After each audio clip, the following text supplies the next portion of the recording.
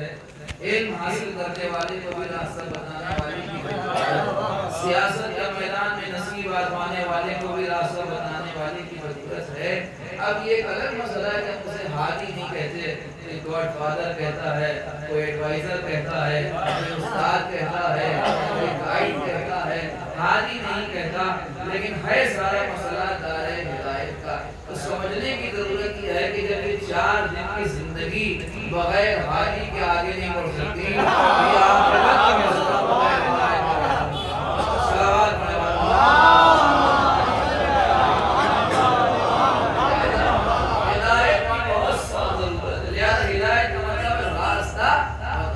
ہدایت کا مطلب ہے راستہ بتانا، اور ہادی کا مطلب ہے راستہ بتانے والا۔ ظاہر سی بات ہے کہ راستہ وہی بتائے کہ جسے راستہ معلوم ہو۔ آج سپرینیا انجمن کی طرف سے یہاں شبیداری کی مجلس درگاہ حضرت عباس میں منعقد ہو رہی ہے، ماشاءاللہ محمدی تشریف لائیں، لیکن بالفرض کوئی باہر سے آ رہا ہے، میرے جیسا آدمی پہلی مرتبہ بالفرض آ رہا ہے یہاں، اور ہمیں نہیں معلوم کہ یہ درگاہ حضرت عباس کہاں ہے، سنجیدے کے چوراہے پر کھڑے کھڑے سر کو جاؤں گا، لوگ اگر کسی کو راستہ نہیں معلوم ہے کہاں ہے وہ مگر کہاں ہے یہ نہیں ہے، پوری رات ہو جائے گی اسی گلیوں میں بھٹکتے ہوئے درگاہ ہونا ممکن نہیں ہے۔ کیوں نہیں؟ اس لیے کہ جب راستہ معلوم ہی نہیں تو بتانے والے کی ضرورت ہے، اور راستہ بتانے والے کو بھی راستہ نہیں معلوم تو منزل کیسے ملے گی؟ لہذا راستے تک پہنچنے کے لیے بتانے والے کا ہونا ضروری ہے، اور بتانے والے کے لیے اسے خود بھی معلوم ہونا ضروری ہے۔ اب جب راستہ تلاش کیا جائے تو پھر کسی ایسے کو ڈھونڈیے کہ جسے معلوم ہو، ایسا نہ ہو کہ وہ منبر پہ آگے جائے اگر ٹیڑھا ہو جاؤں تو سیدھا ہے۔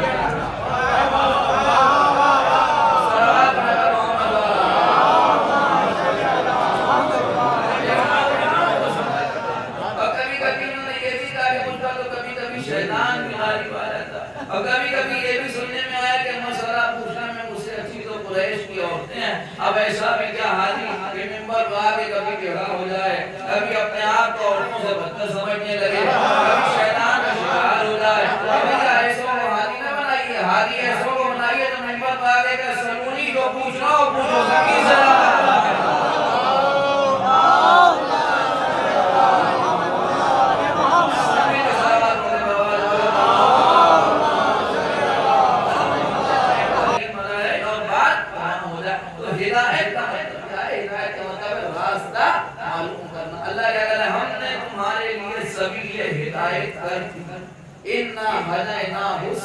ہم نے تمہاری ہدایت کا راستہ معین اما شاکرا و اما کفورا۔ اب یہ تمہاری ذمہ داری ہے کہ تم شکر کرو یا کفر کرو۔ اللہ بہت توجہ نہایت بڑے لکھے لوگ تشریف فرمائیں کہ تم شکر نعمت کرو یا کفران نعمت کرو، یہ تمہاری ذمہ داری ہے۔ یہی آیت ہے قرآن مجید کی کہ جو ہمیں اہدنا الصراط المستقیم کا ترجمہ بدلنے پر مجبور کرتی ہے۔ بہت سمجھی بڑی عجیب و غریب بات ہے کہ یہ آیت مبارکہ جو ہے اِنَّا هَدَيْنَاهُ السَّبِيلَ اِمَّا شَاكِرًا وَإِمَّا كَفُورًا، یہی آیت ہے کہ جو ہمیں اہدنا الصراط المستقیم کا ترجمہ بدلنے پر مجبور کرتی ہے۔ اس لیے کہ ہمارے یہاں اہدنا الصراط المستقیم کا ترجمہ جو ہوتا ہے وہ کیوں ہوتا ہے؟ اسی لیے ہوتا ہے کیونکہ حقیقت میں اگر صحیح ترجمہ دیکھا جائے لغوی اعتبار سے تو یہی ہے کہ پروردگار تو ہمیں صراط مستقیم کی ہدایت کر، لیکن علماء یہ کہتے ہیں کہ جب وہ کہہ رہا ہے کہ ہم نے تمہارے لیے ہدایت کر دی تو ہم اس سے بار بار کیوں کہیں کہ تو ہدایت کر، وہ تو پہلے ہی ہدایت کر چکا ہے، لہذا ہم اس سے یہ دعا کریں گے کہ تم نے ہمیں ہدایت کر دی تو اب ہمیں تو اس ہدایت پر باقی رکھ، اس پر باقی رکھ، صراط المستقیم پر باقی رکھ۔ اگر صراط مستقیم کا لیکن ہم بھی دیکھیں گے کیسے سمجھیں کہ صراط مستقیم کا تو ہمارے دو سے امام زین العابدین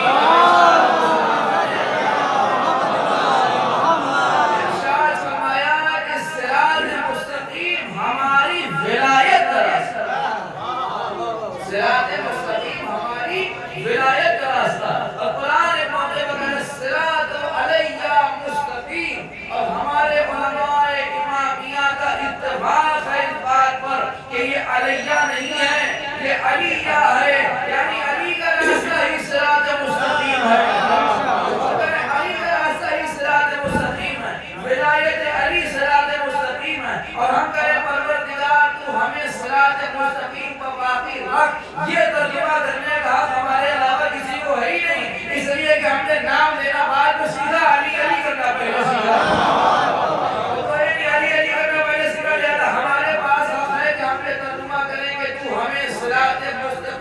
پر باقی رکھ. اور ظاہر سی بات ہے کہ وہ جو کریں تو اپنی جگہ دکھا کا مطلب کیا؟ دیکھنے کے لیے روشنی چاہیے. جن کی آنکھوں میں بغض علی کے جالے پڑے ہوئے ہیں وہ صراط مستقیم کا دیکھیں گے. ہمیں حال ہے کہ ہمیں صراط مستقیم دکھانی بلکہ باقی رکھ. اور سنیے پہلا ہمیں صراط مستقیم کو باقی رکھ. بہت توجہ چاہتا ہوں دیکھیں پہلا صراط مستقیم کو باقی رکھ. سورہ الحمد کیا مطلب؟ اصل میں دعا. کیا دعا؟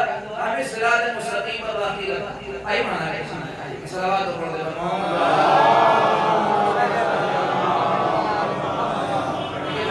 سمیت صلوات پڑھیے.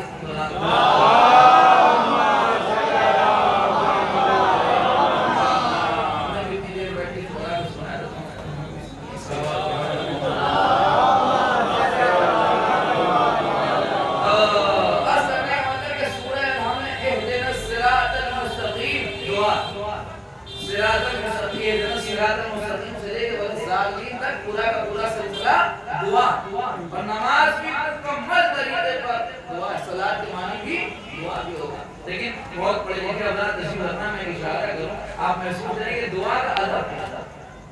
جب کوئی دعا کرے تو اس کا ادب کیا؟ دعا کا ادب یہ ہے کہ جب کوئی دعا کرے تو سننے والا آمین کہے. بہت توجہ چاہتا ہے بتائیے اپنا محسوس کرنے انشاءاللہ شاید کوئی شخص آپ کو سنا بیٹھے کیا دعا جب ہم کریں ہم دعا کریں تو آپ آمین کہیں. آپ دعا کریں ہم آمین کہیں. ہم نے کہا خدا آپ کو رزق میں حق ہے کہ سب کہیں آمین. ہم کہ خدا آپ کو مال سے نوازے. حق ہے کہ سب کہیں آمین. ہم کہ خدا آپ کو صحت عطا فرمائے. حق ہے کہ آپ کہیں آمین. جب آپ دعا کریں تو ہم آمین کہیں. جب ہم دعا کریں تو آپ آمین کہیں. یہ ہے ادب دعا. لیکن اہدنا الصراط المستقیم سے غیر المغضوب علیہم ولا الضالین تک پورا حصہ دعا. نماز مکمل طریقے پر دعا. دعا کا ادب یہ ہے کہ جب دعا کی جائے تو آمین کہا جائے. لیکن ہم نماز پڑھ رہے ہیں وہ دعا. نماز میں سورہ الحمد پڑھ رہے ہیں وہ دعا. مگر ہمارے علماء نے اجازت نہیں دی کہ جب سورہ الحمد نماز میں تمام ہو تو تم آمین کہو.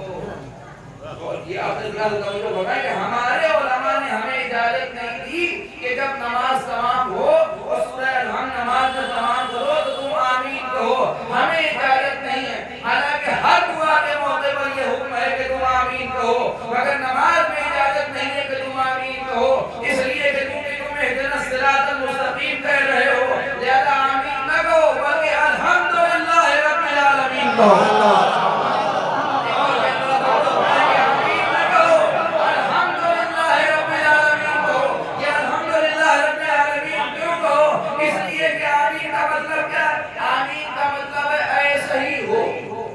الہی آمین اے میرے پروردگار ایسے ہی ہو. ہم نے کہا مال عطا فرما ایسے ہی ہو. ہم نے کہا آپ کو اللہ رزق دے ایسے ہی ہو. اولاد عطا کرے ایسے ہی ہو. تو آمین کا مطلب ہے ایسے ہی ہو. لیکن اب ہم جب سورہ الحمد کریں تو یہ نہ کہیں کہ ایسے ہی ہو. اس لیے کہ ایسے ہی ہو چکا ہے لہذا کہ الحمدللہ رب العالمین یعنی بات الحمد سے شروع ہوئی اور جب تمام ہونے لگی تو کہا ہم نے الحمدللہ رب العالمین. اور یہ پہلا جملہ اثر سمجھنا نہ سمجھنا آپ کا کام ہے کہ پروردگار تو ہمیں صراط مستقیم پر یعنی علی کے راستے کو باقی رکھ. پروردگار تو ہمیں ولایت علی پر باقی رکھ اور ہمیں باقی رکھ. اور صرف باقی رکھ بلکہ ہمیں سقیفہ سے دور بھی رکھ. ہمیں غریب پر باقی رکھ. ہمیں سقیفہ سے دور رکھ. یہ کہنے کے بعد ہم نے کہا الحمدللہ رب العالمین. تیرا شکر ہے کہ غریب سے وابستہ رکھا سقیفہ سے دور رکھا.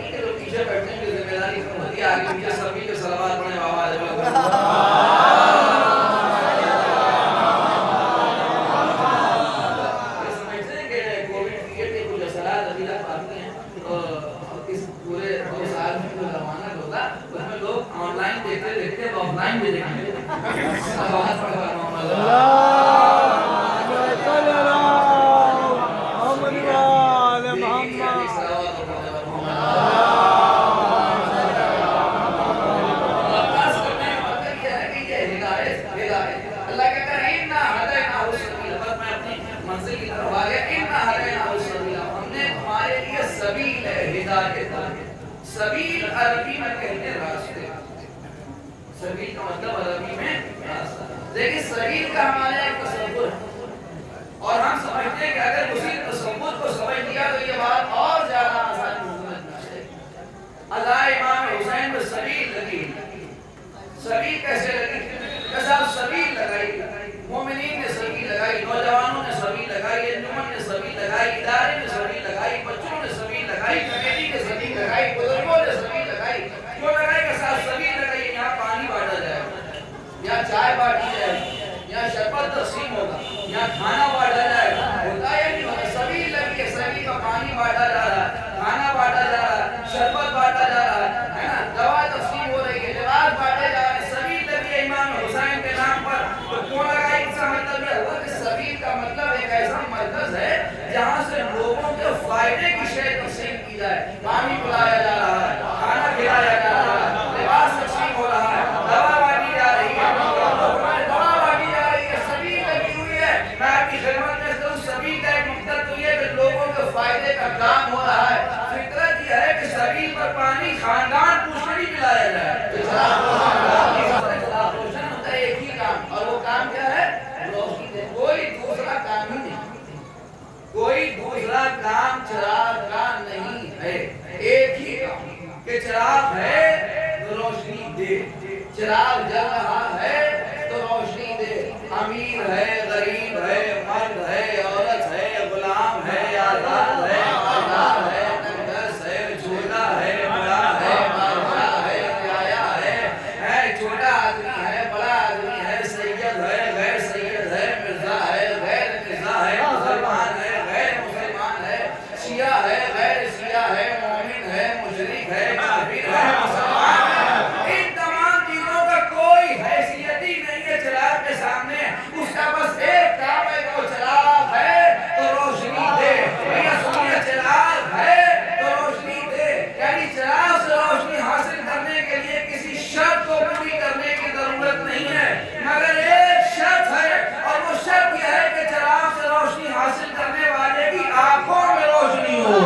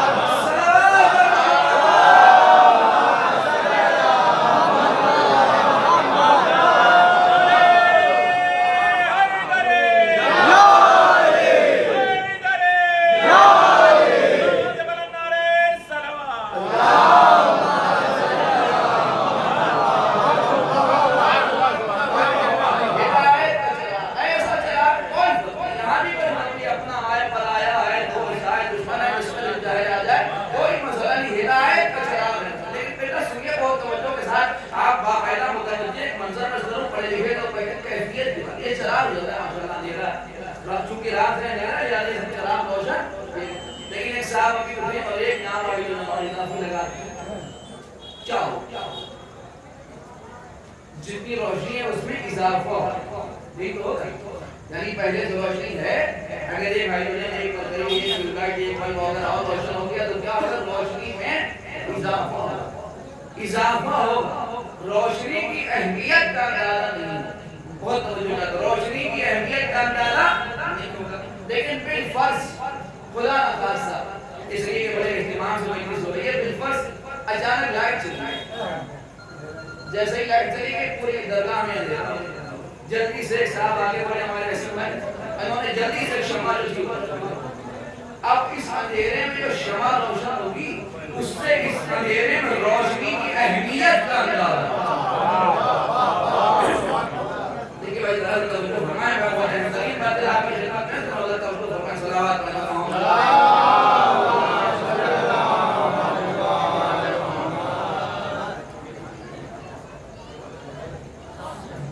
گاڑی ایک باہر کھڑی ہوئی ہے 5786 جن صاحب کی ہو اس کو ہٹا لیں جام لگ رہا ہے بابا سے بلند آ رہے ہیں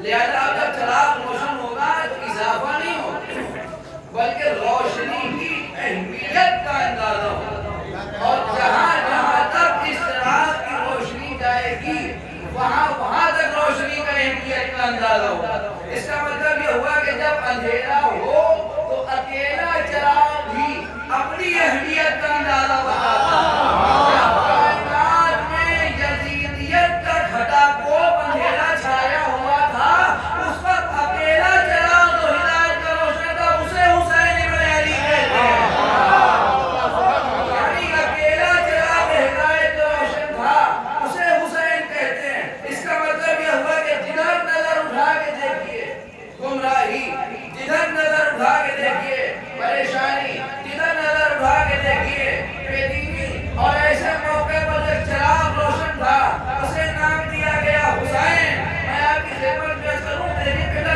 یزید اور یہاں بات بیانوں کی تو کام بیانوں کی یزید کا معاملہ بڑا عجیب و غریب وہ تو خراب آدمی تھا ہی خدا نے خاصا کسی خاندان میں خراب آدمی نکلے ساری برائیوں پر ٹھیکا اسی کا سب تھوڑی ہے باقی سب کے لیے وہ جواری تھا وہ جنابی تھا وہ علاج تھا وہ مکان تھا ساری خرابی لگتے امام حسین یزید کی مدد کیسے کرتے تھے وہ تو جواری تھا جنابی تھا آپ سے پورا بتائیے اگر وہ نمازی روزہ دار ہوتا تو امام حسین اس کی مدد متقی پرہیزگار ہوتا تو امام حسین یزید کی مدد کر لے ہمارے شبن پابند ہوتا تو امام حسین یزید کی مدد کر لے بھیا وہ حسین بیعت کرنے نہیں آئے بیعت دینے آئے تقویٰ حسین سے بیعت کرنے میں ہے حسین کی بیعت دینے میں نہیں ہے لاکھ متقی اور پرہیزگار صحیح حسین سے بیعت مانگے گا فاسق ہو جائے امام حسین کا معاملہ ہی عجیب و غریب ہے لہذا وہ امام حسین تھے وہ یزید کی بیعت کیسے کرتے لیکن اللہ امام نے چھوڑا جاتا ہے کہنے لگے مثلی لا یبایع مثلا مجھ جیسا اس جیسے کی بیعت نہیں مجھ جیسا اس جیسے کی بیعت نہیں لوگ کنفیوز ہوتے ہیں اور لوگ کنفیوز کرتے ہیں کہ آپ کوئی حسین جیسا کسی یزید جیسے کی بیعت نہیں کر سکتا کہ بھیا آپ کسی یزید میں ہمت ہی نہیں ہے کسی حسین سے بیعت مانگ لیں آپ کسی یزید میں ہمت ہی نہیں ہے کہ کسی حسین سے بیعت مانگ لیں تو آپ کا تو سوال ہی نہیں پرانا زمانہ یاد نہیں کہ کسی یزید کی بیعت کسی حسین میں نہیں کی مجھ جیسا اس جیسے کی بیعت نہیں کر سکتا یعنی روشنی اندھیرے کی بیعت نہیں کر سکتا مستی کی بیعت نہیں کر سکتا یعنی سخاوت بغالت کی بیعت نہیں کر سکتا یعنی شرافت خواست کی بیعت نہیں کر سکتا یعنی نجاست کی بیعت نہیں کر سکتا کل ملا کے کہہ دوں کہ ابو طالب کا پوتا ابو سفیان کے پوتے کی بیعت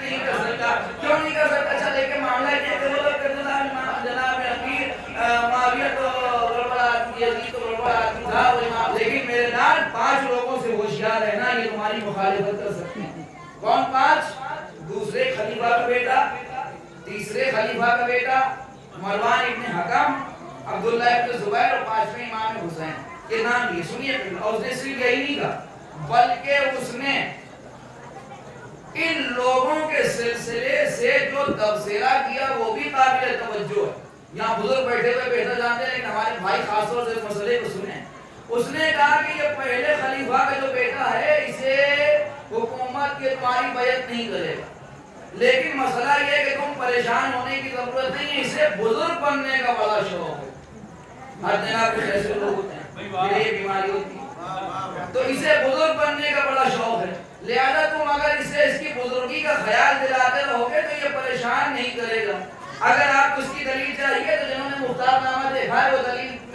تصدیق کریں گے کہ یہی وجہ تھی کہ اس کے ایک خط پر یزید نے جو ہے وہ ابن زیاد کو حکم دیا کہ وہ محتاج کو قید سے آزاد کرو۔ یہ اس کی سب سے بڑی دلیل۔ دوسری بات، تیسرے خلیفہ کا بنندہ اس سے پریشان ہونے کی ضرورت نہیں ہے، اس لیے کہ ہم نے اس کی بیٹی سے تمہاری شادی پہلے کر دی، لا کچھ دامادی کا تو بیان کرے گا۔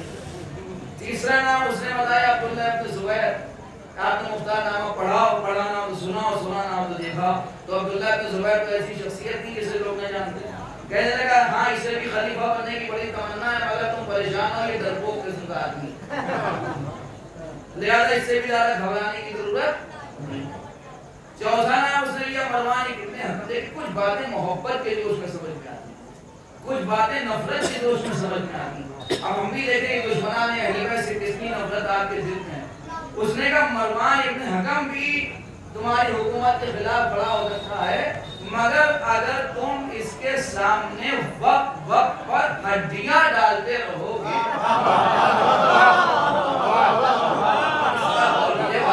اگر تم وقت وقت پر اس کے سامنے ہڈیاں ڈالتے رہو گے تو یہ تمہارے خلاف نہیں بولے گا۔ اب اس مجمع کو یہ بھی بتانا پڑے گا کہ ہڈیاں کس کے آگے ڈالی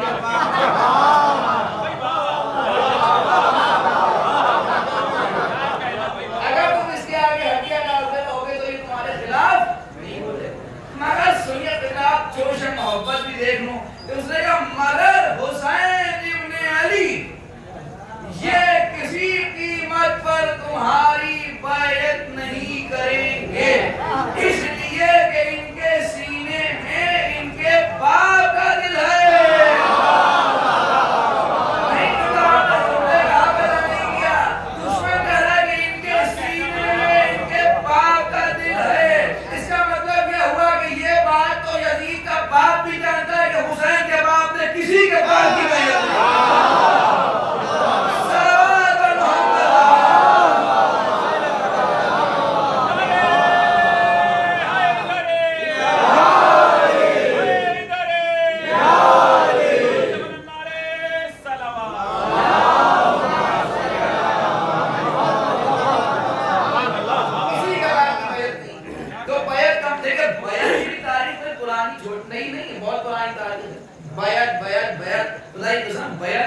بیعت کا معاملہ ہے۔ ایک منظر آپ کو دکھاؤں، میں نے تذکرہ کیا عبداللہ ابن دوسرے خلیفہ کا بیٹا، اس کا نام ہے عبداللہ۔ یہ ایک ایسا شخص ہے کہ جس نے یزید کی بیعت نہیں کی۔ دیکھیں سنیے ذرا سے اس مسئلے پر غور فرمائیں، یہاں پڑھے لکھے لوگ بیٹھے ہیں تو اب میں سمجھتا ہوں کہ یہ موضوع اس وقت ڈسکس ہو جائے تو شاید کوئی نتیجہ حاصل ہو۔ بہت توجہ چاہتا ہوں۔ اس نے یزید کی بیعت نہیں، کیوں نہیں؟ خراب آدمی تھا، خراب آدمی کی بیعت نہیں۔ لیکن اب آپ اسے کیسے سنیں گے کہ اس نے علی کی بھی بیعت نہیں؟ علی کائنات کے سب سے اچھے آدمی، اس نے ان کی بھی بیعت نہیں۔ یزید دنیا کا سب سے بدتر آدمی، اس نے ان کی بھی بیعت نہیں۔ اب آپ انہیں کس خانے میں رکھیں؟ نہ سب سے اچھے آدمی کی بیعت کی، نہ سب سے خراب آدمی کی بیعت کی، تو کہاں لے جا کے اسے رکھا جائے؟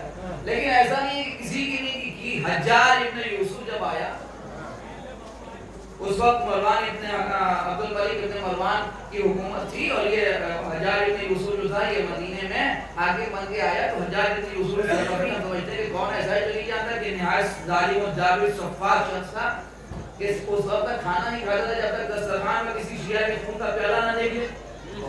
ایسا ظالم و جابر جب حجاج ابن یوسف ثقفی جب یہ آیا تو یہ پہنچ گیا، کون سمجھتے ہیں؟ اس کا تذکرہ میں پہنچ گیا۔ رات کے 2 پہر گزرنے کے بعد، یعنی آدھی رات سے زیادہ ہو گئی جب یہ پہنچا، اور پہنچنے کے بعد کہنے لگا جب دروازے پر حضرت سپاہی نے روکا، خیریت کہ ہم بیعت کرنے کے لیے۔ اچھا یہ اتنا سرسری موضوع ہے کہ کوئی لوگ تو یہ انہیں راستہ دیا کہ یہ پہنچے تو رات زیادہ ہو چکی تھی، یہ بیٹھا ہوا کچھ کام کر رہا تھا، اور نے کہا خیریت کیسے آنا ہوا آپ کا؟ تو کہنے لگا اصل میں ہم تمہاری بیعت کرنے آئے۔ اس نے آسمان کی طرف وقت دیکھا اور دیکھا کہ رات کے اس پہر تمہیں بیعت کیسے یاد آ گئی؟ سنیے بیٹا بڑا توجہ بڑی لطیف بات۔ اس نے کہا تمہیں رات کے اس وقت اس پہر بیعت کیسے یاد آ گئی؟ تو میں نے کہا مجھے رسول کی حدیث یاد آ گئی، من ماتا ولم یعرف امام زمانہ ماتا میتۃ جاہلیہ۔ پیغمبر نے فرمایا کہ جو مر جائے اور اپنے زمانے کے امام کی معرفت حاصل نہ کرے وہ جاہلیت کی موت پکا ہے. مجھے پیغمبر کی حدیث یاد آ گئی کہ اگر میں رات کے وقت مر گیا اور تمہاری بیعت نہ کی، اور فرمائے بھائی ذرا سا محسوس کرے بات تو صحیح ہے، نہیں بولی کہ اگر میں رات کے اس پہر مر گیا اور حجاج تمہاری بیعت نہ کی تو کہیں میں گمراہ نہ مر جاؤں. خدا کی قسم ظالم ہے، دشمن ہے، سفاک ہے، مگر کیا غلط کی بات کہی. وہ کہنے لگے تمہیں رسول کی یہ حدیث اس وقت یاد کیوں نہیں آئی جب علی کی بیعت ہو رہی تھی؟ اور کریں کہ جب علی کی بیعت ہو رہی تھی اس وقت تمہیں یاد کیوں نہیں آئی؟ تو اس نے کہا کہ نہیں وہ ساری باتیں چھوڑو، اس وقت میں تمہاری بیعت کرنے کے لیے آیا ہوں. کہنے لگا کہ ہمیں نہ بتاؤ کہ تم رسول کی حدیث کی محبت میں بیعت کرنے کے لیے آئے ہو، بلکہ ہم جانتے ہیں کہ تم حدیث پیغمبر کی محبت میں نہیں اپنی گردن کی حفاظت میں بیعت کرنے کے لیے آئے ہو. اور اس کے بعد کہنے لگا کہ دیکھو اگر تم بیعت کرنا چاہتے ہو تو ہمارے جسم کے کسی بھی حصے پر ہاتھ رکھ کے اس وقت بیعت کر دو. میں اپنا ہاتھ بیعت کے لیے پیش نہیں کر سکتا. ذرا غور فرمائیے. اس نے کہا کہ تم ہمارے جسم کے کسی بھی حصے پر ہاتھ رکھ کے بیعت کر لو. اس وقت میں مصروف ہوں لہذا میں ہاتھ تو بیعت کے لیے پیش نہیں کر سکتا. انہوں نے حجاج ابن یوسف ثقفی کے پیر پر بیعت کی اور پیر پر بیعت کر کے واپس آ گئے. اب ذرا سا اس مسئلے کو سمجھ لیجیے. لوگ کہتے ہیں اللہ سزا و جزا آخرت میں دے گا، انکار نہیں ہے، مگر کبھی کبھی منظر اسی دنیا میں دیکھنے کو بھی ملتا ہے. یہ علی کے ہاتھوں پر بیعت نہ کرنے کا نتیجہ ہے کہ حجاج کے پیروں پر بیعت کر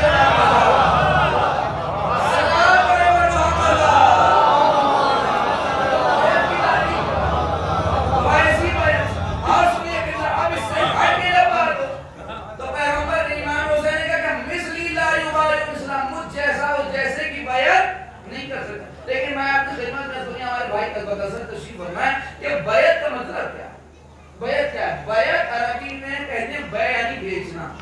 بیعت یعنی بیچنا. کیا بیچنا؟ آنکھیں بیچنا، کان بیچنا، زبان بیچنا نہیں، نفس بیچنا. نفس یعنی اپنا وجود طالب بیعت کے ہاتھ بیچ دینا. جب بیعت کا طالب ہم سے بیعت چاہتا ہے تو حقیقت میں وہ ہمارا نفس چاہتا ہے، اور اگر ہم اس کے ہاتھ پر بیعت کر لیں تو ہم نے اپنا نفس اسے بیچ دیا. یعنی اب وہی دیکھیں جو وہ چاہتا ہے، وہی بولے جو وہ چاہتا ہے، وہی سنے جو وہ چاہتا ہے. اور اگر ایسا نہ کرے تو اسی کو بیعت شکنی کہتے ہیں. اب میں لفظ بدل کے کہوں، وہ امام نے فرمایا مثلی لا یبایع مثلا، مجھ جیسا اس جیسے کے ہاتھ اپنا نفس نہیں بیچ سکتا. مجھ جیسا اس جیسے کے ہاتھ اپنا نفس نہیں بیچ سکتا. سوال یہ ہے کہ آیا یہ نفس بکے گا ہی نہیں یا بکے گا مگر کسی خاص کنڈیشن پر بکے گا؟ یہ نفس بیعت کا معاملہ جو ہے وہ یہ کہ بکے گا ہی نہیں یا بکے گا مگر کسی خاص کنڈیشن پر بکے گا. مثلا ایک مکان ہے، اس کے اوپر لکھا ہے کہ فور سیل، بکری کے لیے ہے. ایک صاحب مکان کے لیے صاحب ہم نے سنا آپ مکان بیچ رہے ہیں، نہیں بیچ رہے ہیں، کہ ہمارے ہاتھ بیچی نہیں، آپ کو نہیں بیچے. ایک کنڈیشن یہ. دوسرا ایک پڑوسی ہے، اس کا مکان جو ہے اور دوسرے پڑوسی کا مکان اس کے کام کا ہے، زیادہ وہ چاہتا ہے کہ یہ مکان ہمارے ہاتھ بیچ دے. وہ اس کے بعد ریاض نے کہا آپ ہمارا مکان اپنے ہاتھ، اپنا مکان ہمیں بیچ دیجیے. اس نے کہا نہیں بھائی نہیں بیچنا، ہم رہتے ہیں، ہمیں نہیں ضرورت ہے، ہم نہیں بیچنا چاہتے. یہ غلط کنڈیشن ہے. یعنی جو کہہ رہا ہے کہ ہمیں بیچنا ہی نہیں ہے اس کا مطلب یہ کہ نہیں بکنا ہے، نہیں کسی کوئی کنڈیشن ہی نہیں بیچنا چاہتے، نہیں بکنا. لیکن وہ جو آدمی کہہ رہا ہے کہ بیچنا تو ہے مگر آپ کو نہیں بیچیں، اس کا مطلب یہ ہوگا کہ یہ کنڈیشنل معاملہ ہے، بکے گا مگر آپ کو نہیں بیچے گا. امام حسین نے یہ نہیں کہا کہ یہ نفس نہیں بکے گا یا میں بیعت نہیں کروں گا. انہوں نے کہا مثلی لا یبایع مثلا، مجھ جیسا اس جیسے کی بیعت نہیں کرے گا. مطلب یہ نفس جو ہے بکے گا تو مگر اس جیسے کے ہاتھ نہیں بکے گا. اگر صحیح قیمت ملے گی تو بکے گا اور صحیح قیمت نہیں ملے گی تو نہیں بکے گا. اب ذرا ڈھونڈ کے بتائیے کہ اس نفس کی قیمت کیا ہے تو آگے ہجرت کی رات دیکھیے. نہیں بھائی یہ آگے دیکھیے ہجرت کی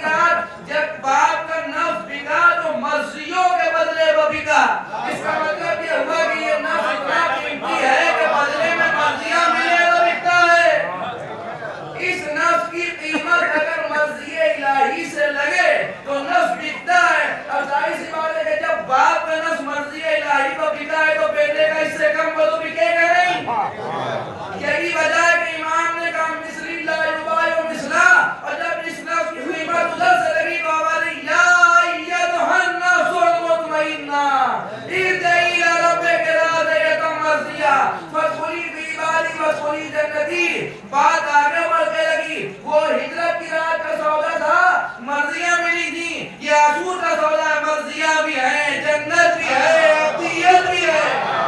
صلوات پڑھیں بر محمد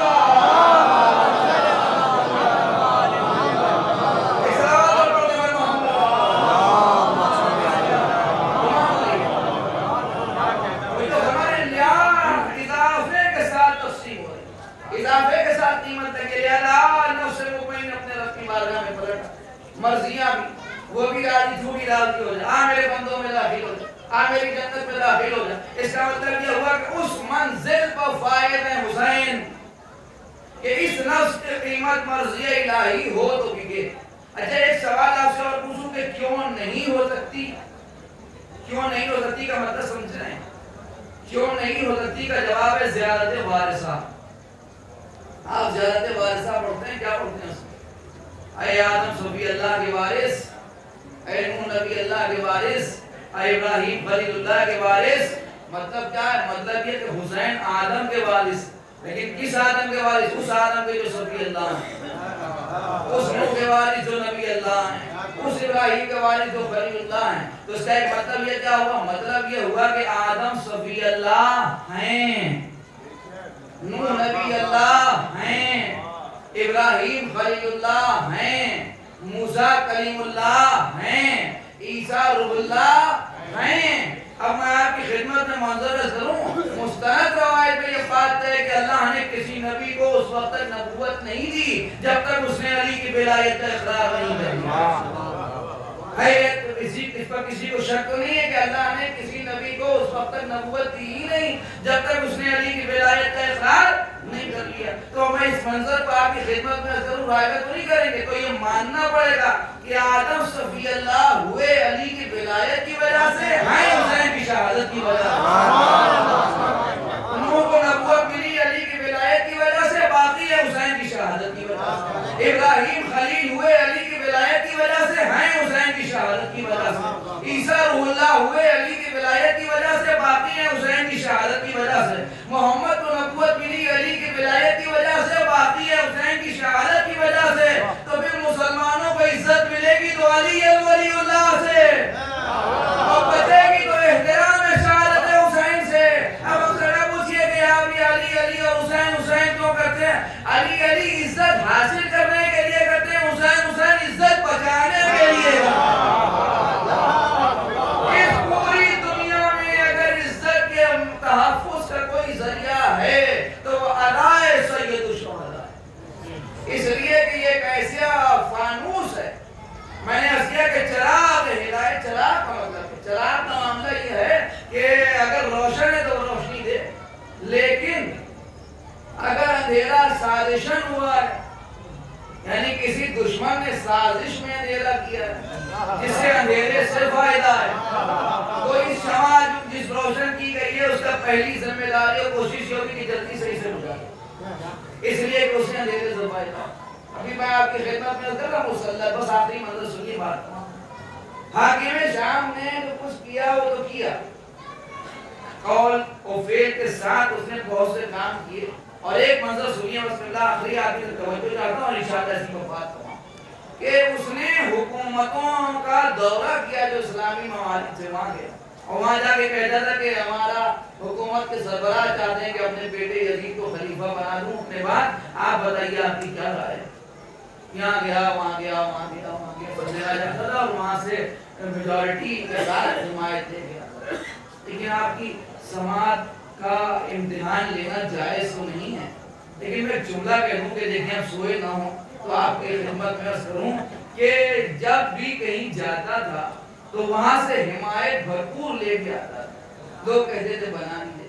ہم اس مجمع سے اس بات کی توقع نہیں کر سکتے کہ وہ یزید کی خلافت کی مخالفت کرتا۔ اس کی وجہ یہ ہے کہ تریمہ ابن عدی جب مولا علی کا خط لے کے حاکم شام کے پاس گئے تو اس نے کہا کہ جاؤ جا کے علی سے کہہ دینا کہ ہم نے ان کے خلاف رائی کے دانے کے برابر ایسا لشکر جمع کر کے رکھا ہے جسے اونٹ اور اونٹنی میں فرق کرنے کی تمیز نہیں ہے۔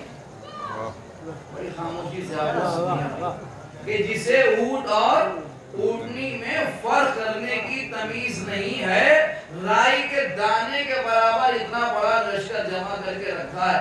جملہ کہوں، جس مجمع کو اونٹ اور اونٹنی میں تمیز نہ ہو وہ حسین و یزید میں کیا فرق کرے گا؟ اور آج بھی لوگ کہیں صاحب معاملہ کیا ہے، ہمیں تو نہیں معلوم کون حق پتا ہے کون باطل پتا۔ اگر آپ کو یہ نہیں معلوم کہ حسین و یزید میں کون حق و باطل پتا، تو پھر آپ کو یہ بھی اب نہیں ہے کہ آپ یہ کہیے کہ ابلیس اور آدم میں کون صحیح اور کون غلط۔ یہ بہت غور کرنے کے لائق ہے۔ لہٰذا اس نے ایک اور ترجمہ نے بھی بڑا غلط جواب دیا۔ ترجمہ ابن علی سے اس نے کہا کہ رائے کے دانے کے برابر لشکر جمع کر کے رکھا ہے، مسکرا کے کہنے لگے پریشان ہونے کی ضرورت نہیں، علی نے بھی مالک کا حصہ جیسا شروع کو الفاظ تو یہ دھارا لے کے یہاں ادھر شام یمن مصر ادھر ادھر جاتا تھا، جایا کہتا تھا حکومت کے سربراہ چاہتے ہیں اپنی بیٹے کو خلیفہ بنا ہوا بتائیے۔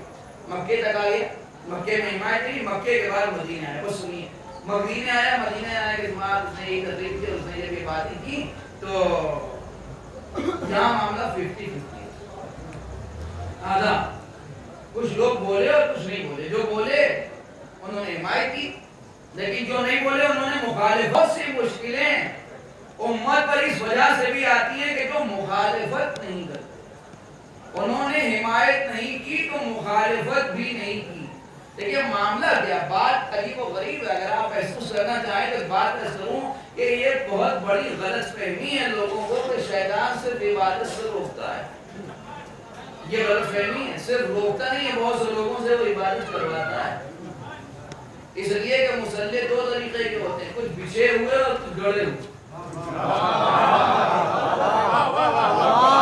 مصلی بچھے ہوئے ہوتے ہیں اور کچھ گڑے ہوئے ہوتے ہیں۔ آپ نے دیکھا بچھے اور گڑے ہوئے مصلی میں فرق پتا ہے کیا ہوتا ہے؟ بچھے ہوئے مصلی کا معاملہ یہ کہ آج جہاں بچھا کر وہاں بچھے گا، وہاں بچھے گا، وہاں بچھے گا، جہاں بھی موقع ہوگا وہاں مصلی بچھے گا، وہاں نماز ہو جائے گی۔ لیکن گڑے ہوئے مصلی کا مطلب ادھر ہوتا ہے، یہ مصلی اپنی جگہ سے نہیں ہلے، یہ گڑا ہوا مصلی ہے۔ تو وہ مصلی جو مسجد النبوی میں صحابہ کے گڑے ہوئے تھے، اس لیے کتنے مصلی تھے جو مسجد النبوی میں گڑے ہوئے، ایسے مصلی گڑے ہوئے تھے کہ حسین سے مدینہ تو چھوٹا، ان سے مصلی نہیں چھوٹا، حسین سے بدن تو چھوٹا، ان سے تسبیح نہیں چھوٹی۔ آپ مجھے بتائیے کہ یہ سب وہ نمازی تھے یا نہیں جنہیں شیطان نے مصلیوں کو بٹھایا ہے؟ اس لیے وہ دونوں کام کرتا ہے، جسے چاہتا ہے مصلی سے ہٹا دیتا ہے اور جس کو بہتر سمجھتا ہے اسے مصلی سے بٹھا دیتا ہے۔ یہ سارے نمازی شیطان کے بٹھائے ہوئے تھے یا نہیں تھے؟ اگر کسی کو یقین نہ ہو تو میں دلیل آپ کی خدمت میں کروں۔ روزے آج صبح کے وقت حبیب ابن مظاہر نے امام حسین کا نماز آپ کے جد کے پیچھے پڑھوں گا اور یہ کہے کہ تلوار لے کے دشمنوں پر ٹوٹ پڑے، انہوں نے مصلی چھوڑ دیا۔ آپ مجھے بتائیے کہ حبیب کا نماز نہ پڑھنا فائدہ پہنچائے گا یا ان مسلمانوں کی نماز پڑھنا فائدہ پہنچائے گا؟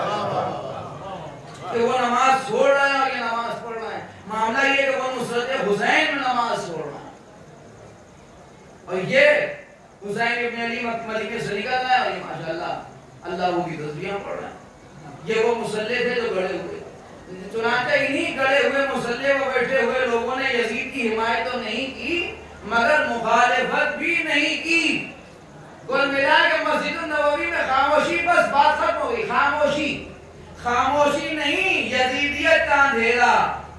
ایک چراغ حسینیت کا جو روشن تھا اس کی ضیاء جو پھیلی تو روایت کہتی ہے کہ مسجد کی خاموشی کو توڑتی ہوئی آواز آئی، کون؟ وہ جو عیاش ہے، وہی تو یزید جو جواری ہے، وہی تو بندروں سے کھیلتا ہے، وہی جو کتے پالتا ہے۔ اب تو یزید کی بات بیان کرنا امام حسین نے شروع کی، جس نے اب تو پلٹ کے دیکھا تو دیکھا چراغ ہدایت روشن ہو چکا ہے۔ اس نے فوراً ٹریک چینج کیا اور ٹریک چینج کرنے کے بعد اس نے امام حسین کے اوپر ایک فطری حملہ کیا۔ نہیں، اگر آپ محسوس کریں تو جملہ کو فطری حملہ نہیں کیا، اس نے چراغ ہدایت کی ضیاء کو اپنے ہاتھ سے بجھانے کی کوشش کی۔ اس نے اپنی سیاست کے ہاتھوں سے جیسے ہی چراغ ہدایت کی لو کو بجھانے کی کوشش کی، یا چراغ ہدایت کی لو جو تھی وہ اور بھڑک کے جلی۔ اس نے کہا کہ آپ تو یہ ساری باتیں یزید کے بارے میں کر رہے ہیں مگر میرا بیٹا جب اپنے دوستوں میں بیٹھتا ہے تو آپ کی بڑی تعریفیں کرتا ہے۔ یہ ایک ایسی بات ہے کہ اچھے اچھوں کے لہجے نرم ہو جاتے ہیں، لیکن سنیے قبلہ خطابت لفاظی نہیں ہے، امام حسین کا غضب کا جواب ہے۔ کیسے سنیں گے؟ آپ کی ذمہ داری ہے۔ وہ کہنے لگا کہ آپ یہ کہہ رہے ہیں مگر میں نے دیکھا ہے کہ میرا بیٹا جب اپنے دوستوں میں بیٹھتا ہے تو آپ کی بڑی تعریفیں کرتا ہے. کہنے لگے تو کیا ہوا, وہ جو میرے بارے میں جانتا ہے وہ کہتا ہے, اور میں جو اس کے بارے میں جانتا ہوں وہ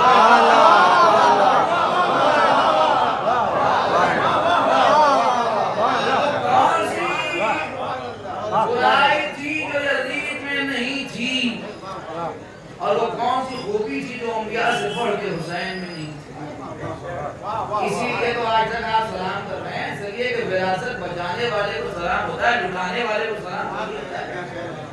وہ کیوں بیعت چاہتا ہے اور یہ کیوں انکار کرے, اس کا جواب یہ, وہ جانتا ہے کہ یہ ہاتھ حسین کا ہاتھ نہیں ہے, یہی آدم کا ہاتھ ہے, یہی نوح کا ہاتھ ہے, یہی ابراہیم کا ہاتھ ہے, یہی موسیٰ کا ہاتھ ہے, یہی عیسیٰ کا ہاتھ ہے. اس لیے کہ وہ چاہتا ہے کہ بیعت کرتے ہیں, اور یہ انکار اس لیے کر رہے ہیں کہ ان کی بیعت نہیں ہے, انبیاء کی بیعت. لیکن اگر آپ خوش ہونا چاہیں اور داد دینا چاہیں اور اس خاموشی کو اور زیادہ توڑنا چاہیں تو ایک جملہ اور عرض کر دوں کہ جناب مسلم ابن عقیل نے بھی اس بات کو واضح کر دیا کہ حسین کسی کی بیعت کیوں نہیں کر سکتے. جب مسلم ابن عقیل نے کوفے میں خطبہ پڑھا تو اس میں انہوں نے 3 باتیں کہیں جو امام حسین کے تعارف میں تھی. انہوں نے کہا کہ میں تمہیں حسین کی بیعت کی دعوت دیتا ہوں, ابو عبداللہ کی بیعت کی دعوت دیتا ہوں. کس حسین کی بیعت کی دعوت کے سنیے, اس حسین کی بیعت کی دعوت کے جو کلیم القرآن ہیں, اس حسین کی بیعت کی دعوت جو حلیف الایمان ہیں, اس حسین کی بیعت کی دعوت جو منادی الرحمان ہیں. کلیم القرآن کا مطلب یہ ہے کہ جو قرآن سے باتیں کرنے والے ہیں, قرآن کی تلاوت کرنے والے اور ہیں, قرآن سے باتیں کرنے والے اور ہیں. ہم تو سمجھتے ہیں کہ یہ سامد ہے, بولتا نہیں, لیکن ہمارے جیسے ہوں تو سامد ہے, حسین جیسا ہو تو بولنے بھی لگتا ہے. کلیم القرآن ہے, حلیف الایمان ہے, منادی الرحمان ہے. اور اس کے بعد آخری جملہ امام حسین کی تعریف میں جناب مسلم ابن عقیل نے کہا کہ میں تمہیں اس حسین کی بیعت کی دعوت دیتا ہوں کہ جس کے قدموں کی اڑی ہوئی خاک کے پیچھے بھی چلو گے تو جنت پہنچ جاؤ. کون حسین؟ وہ کہ جس کے قدموں سے اڑی ہوئی خاک کے پیچھے بھی چلو گے تو جنت پہنچ جاؤ. اس حسین کی بیعت کی تمہیں دعوت دیتا ہوں. اس کا مطلب یہ ہوا کہ حسین بیعت کیوں کریں, اس لیے کہ یہ کلیم القرآن, مناجی الرحمان, حلیف الایمان ہے. ظاہر سی بات ہے کہ یہ ایسے کلیم ہے کہ سب نو کے نیزہ پر قرآن کی تلاوت کرتا ہے. حلیف الایمان یہ ہے کہ ان کے گردن پر شمر کا خنجر لگتا ہے, مگر اسلام کی حفاظت ان کی ذمہ داری ہے. مناجی الرحمان ایسے ہیں کہ جب یہ باتیں کرتے ہیں تو کہتے ہیں پروردگار کیا کھویا اس نے جس نے تجھے پا لیا, اور کیا پایا اس نے جس نے تجھے کھو دیا. اور جب ادھر سے آواز آتی ہے تو جواب ملتا ہے کہ اے حسین, اے نفس مطمئنہ اپنے رب کی طرف, اس عالم میں کہ وہ تجھ سے راضی اور تو بھی اس سے راضی. بس بات کروں, چراغ ہدایت حسین. بات تو بہرحال بہت کچھ عرض کرنے کی تھی لیکن وقت ختم ہو گیا. کیا عرض کروں, یہ چراغ حسینیت کا چراغ, لیکن چراغ 2 کیفیتوں کے ساتھ پہچانا جاتا ہے. اگر کہیں چراغ روشن ہو تو ہوا مخالف بن کے اڑتی ہے, پروانے عاشق بن کے اڑتے ہیں. یہ چراغ حسینیت جو روشن ہے تو زمانے کی ہوا مخالف بن کے اڑتی ہے, عزادار پروانوں کی شکل میں عاشق بن کے اڑتی ہے. لیکن اگر کوئی چاہے کہ اس طرح شمع کی حفاظت ہو تو اس کو بڑے فانوس رکھ دیا جائے, قندیل رکھ دیا جائے, تاکہ ہوا اسی فانوس اور قندیل سے ٹکرا کے واپس ہو جائے. اسی چراغ حسینیت کو جو قندیل رکھی ہے اسے زینب ہے. چراغ حسینیت پر زینبی فانوس رکھا کہ ہوائیں اس فانوس اور قندیل سے ٹکرا کے واپس ہو جائیں گی. چراغ حسینیت کو کوئی نقصان نہیں, لیکن جب کہیں شمع روشن ہو تو پروانے سے کیا, بس خدا کو کسی غم میں نہ رلائے سوائے غم میں. اور ظاہر سی بات ہے کہ آپ تو رو لیجیے تو 4 دن ہی بچے ہیں, اور جو اگلے سال میں رہے گا وہ اس سبے ماتم پر بیٹھے گا. اور آج انجمن سے تہلیاں نے آپ کو دعوت دی ہے عزاداری کرنے کے لیے, اور آج انجمن امام حسین کو رخصت کر رہی ہے. آج یہاں وداعی مجلس ہے, کل وہاں وداعی مجلس ہے, اس لیے کہ 2-4 دن رہ گئے, جتنا زیادہ ہو سکے امام حسین کو لیجیے کر لیجیے, اس لیے کہ بہت بڑی نعمت ہے حسین کو پر. اس لیے کہ امام نے فرمایا کہ انا قتیل الابرار, میں وہ ہوں جسے رلا رلا کے مارا. یہی وجہ تھی کہ جب یزید نے امام سجاد سے کہا کہ اب آپ آزاد ہو گئے, یہاں رہیں یا مدینے چلے جائیں, تو امام نے فرمایا کہ میں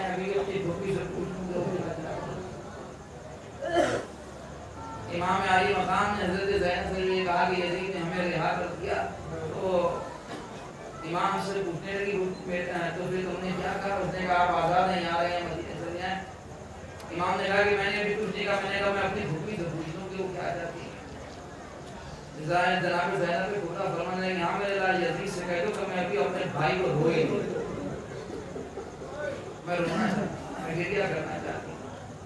خطیب اکبر ایک جملہ ارشاد فرمایا کرتے تھے، وہ کہتے تھے کہ جب سے امام حسین کے گلے میں خنجر چلا تو زینب روئی نہیں، بی بی کے آگے سے آنسو جاری نہیں ہوئے، نہیں کہتے تھے نہیں ایسا نہیں ہے، ہوئے روئیں بی بی، مگر زینب ایسے رونے کو رونا نہیں کہتی۔ زینب چاہتی ہے کہ مجلس کی جائے، لوگوں کو بلایا جائے، فرش بچھایا جائے، باقاعدہ اہتمام ہو تاکہ لوگ حسین پر بآواز بلند گر ابھی علم برآمد ہوگا۔ زینب کے اوپر یزید نے مکان خالی کرا دیا، 7 دن تک ماتم ہوا، 7 دن۔ جب مسائل بیان ہوتے ہیں تو لوگ رونے لگتے ہیں، لیکن آپ نے دیکھا ہے کہ کبھی تابوت برآمد ہوا، کبھی گہوارہ برآمد ہوا، کبھی علم برآمد ہوا۔ اب علم برآمد ہوا تو حضرت عباس کی یاد آئی، جھولا برآمد ہوا تو علی اصغر کی یاد آئی۔ لیکن آپ کو معلوم ہے زینب کیسے مسائل پر جس میں اپنا کلیجہ سنبھال کے روایت کہتی ہے کہ جب علی اصغر کی شہادت پڑھنا ہوتی تھی تو ام لیلا کا بالو پکڑ کے بیٹی اٹھاتی اور ام لیلا کو دکھایا کرتی تھی یہ اس جوان کی ماں جس کے سینے میں وسیع ہے۔ بیویاں سیلانیاں اہل حرم اور اس کے ساتھ ساتھ شام کی عورتیں سر و سینہ پیٹ کے روتی تھیں اور ام لیلا کو علی اکبر پہ غصہ دیتی تھی۔ ام روا کو اٹھایا اور فرمایا کہ علی اصغر کی ماں جس کے گلے میں 3 بال کرتی تھی۔ لوگوں نے ام لیلا کو غصہ ایک ایک بیوی کو تمام زینب کبریٰ نے شہادت پڑھی اور غصہ دے دیا۔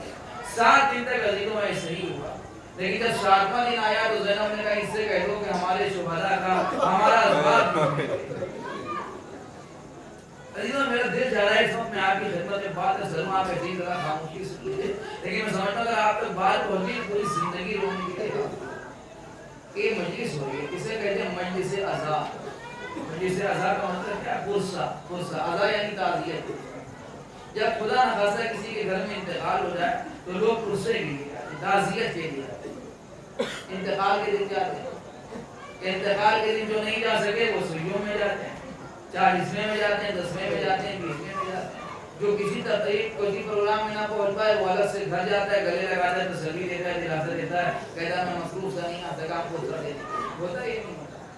40ویں تک یہ سلسلہ جو ہے وہ چلتا رہتا ہے، لیکن اس کے بعد ایثار ثواب کا سلسلہ جو ہے وہ آگے چلے گا، تیماہی ہوگی، چھماہی ہوگی، برسی ہوگی، لیکن کوئی چھماہی میں پرسہ دینے نہیں جاتا، کوئی برسی میں پرسہ دینے نہیں جاتا، کوئی تیماہی میں پرسہ دینے نہیں جاتا۔ کیوں؟ اس لیے کہ پرسے کا ڈیوریشن اور پیریڈ جو تھا وہ 40ویں تک تھا، لہذا سارے لوگوں نے جا کے پرسہ جو تھا وہ 6 تک 40ویں تک دیا، گھر جا کے دیا، جنازے میں دیا، تصویر میں دیا، سیوں میں دیا، 10ویں میں دیا۔ اب ایثار ثواب تو ہوگا، پرسہ نہیں دیا جائے، اس لیے کہ 40ویں تک جسے پرسہ دینا تھا وہ سب صاحب غم کو آ کے پرسہ دے کے چلے گئے۔